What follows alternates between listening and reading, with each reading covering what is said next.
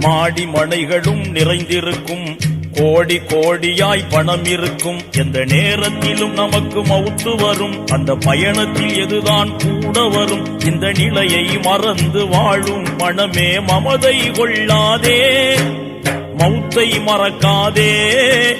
மறுமை நாளின் மாண்பை இழந்து வாழ்வில் மயங்காதே, மனமே மமதை கொள்ளாதே.